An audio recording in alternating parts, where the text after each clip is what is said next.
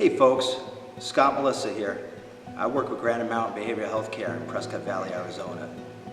We help those suffering from addictions transform their lives through our core values: community, commitment, and connection. Today we'll hear from 3 individuals who will share their insight regarding the choices they made to leave their surroundings in order to get the help they needed. And now we will hear from our speakers. Hi, would you please introduce yourself and share your background? My name is Owen Campbell from Massapequa, Long Island. Grew up in a big Irish-Italian family, 5 boys, loving parents. Sports was everything growing up, and just a lot of egos and a lot of love growing up. My name is Chrissy Regan. I am from Levittown, Long Island. When I was born, I was kind of exposed into the addiction world. I came from a loving family. I always had everything I needed, but my parents had both struggled with drug addiction throughout my whole life. So I was exposed to it at a younger age. So from early on, I thought that was the only way to live. Alex McKay, alcoholic from Farmingdale, Long Island. Came from a good household. Like to refer to my upbringing as CIA, Catholic Irish Alcoholic. Alcohol was a big part of a lot of everything that went on in my growing up, as far as my family was involved in everything. So that doesn't mean that's why I'm an alcoholic. I'm an alcoholic because of my own self. But it was definitely there. Can you share with us, what was it like, what was your environment like, perhaps maybe the previous 5 years before coming out to Arizona? So I had started getting into pills and whatnot at a younger age than most people. I also started to learn, like early on in my addiction, just when I had first started smoking and drinking, like how to come across as everything that I'm not. And I learned that a lot from my parents, like everything has to be okay, you don't show emotion. So like me putting drugs and mind-altering substances into my body really helped me be able to shut that emotional stuff down. What were you afraid of? Or were there any hesitations to come out to Arizona? Yeah, fear pretty much, never realized it before, but fear pretty much ran my life. And like another fear, of course, was coming out here. Like when I had decided to go to treatment and finally get some help, my fear was, first of all, going to Arizona. Like, what the hell? What's in Arizona? It's like a desert. And like, I mean, Jesus Christ got his connection with God out in the desert, but he spent 40 days, maybe I'll do 40 days and 40 nights in Arizona in the desert. Maybe I'll find my higher power. But, I mean, the fear was that what if I go all the way to Arizona and this just don't work, you know? What if this doesn't work either? And that was really my biggest fear. Chrissy, what were your fears? My biggest fear was being forgotten. I had built this lifestyle back home that I was so comfortable in, and like change terrified me.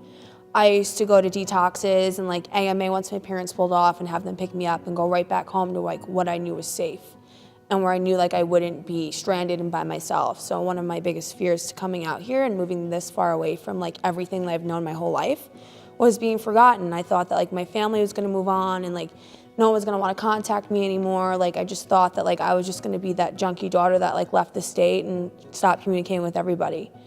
Owen, has your thoughts changed about being a member in a community? Yeah. Again, I couldn't keep saying when I first got out. When I first got out here, I hated being in a community. I thought everyone was immature. I thought everyone was not like beneath me, but I all thought they were like stupid and just, they can't help me. I have all the answers type thing.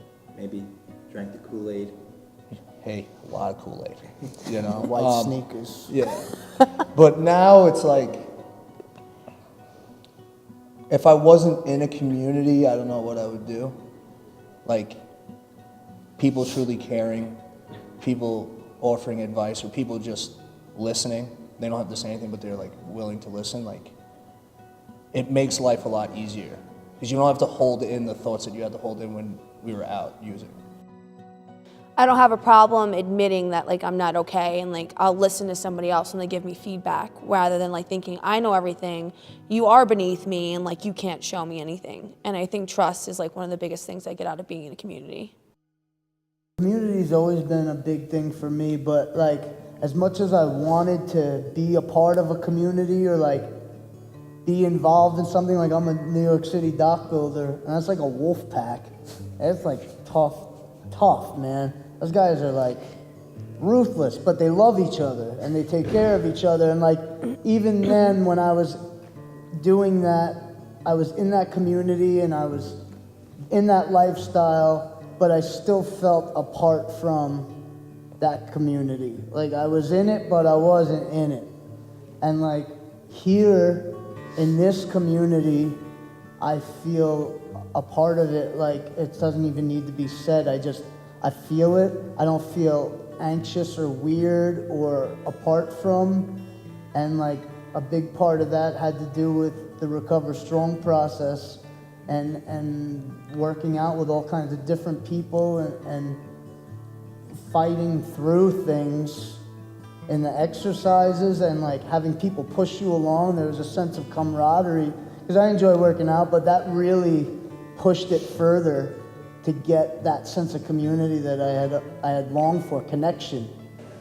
Owen, talk to us about your thoughts on how the role of exercise, daily exercise, has played a role in your recovery.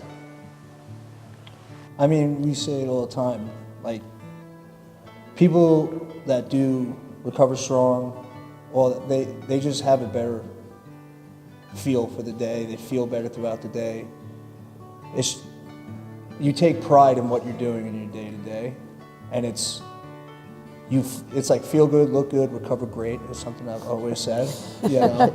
And it's true though, you know, like you start your day off working out at 7 o'clock in the morning, and when you're done, you feel accomplished, you feel proud of yourself, and the rest of your day becomes easy and you have more natural energy and your mind isn't racing all over the place. You're not sitting in your head. What would you say to somebody watching this video who's interested in coming out but maybe skeptical, maybe afraid? What would you say to that person? It would be the greatest decision of your life to kind of get a time out and have some time for you and to get some tools on how to deal with life and how to deal with stress and real life problems than doing drugs, drinking alcohol, whatever you got to do. It's terrifying at first, you know, it's not like something that you're looking forward to do. But like I got to a point back on the island where I was so broken and I didn't have any other way out. I couldn't get away from the people I was around. I had so many attempts at getting sober back home. I thought I could do it, and like changing people, places, and things has really saved my life. Coming out to Arizona, like I was terrified at first. You leave like your safe running grounds and you come to something that's not only a different state, but it's completely different atmosphere, energy, the people are nicer, like everything is just so different. And it's just like, you know, like I found myself from leaving Long Island. I really found myself. I know what I enjoy doing, not because other people enjoy doing it. I have self-esteem and self-worth that like I never had from the island. Like people don't pick each other up back home in the dope game like you do out here in recovery, and it truly is, it's the greatest decision I've ever made for sure. Thanks for watching. If you enjoyed what you saw, hit the like button and share this video.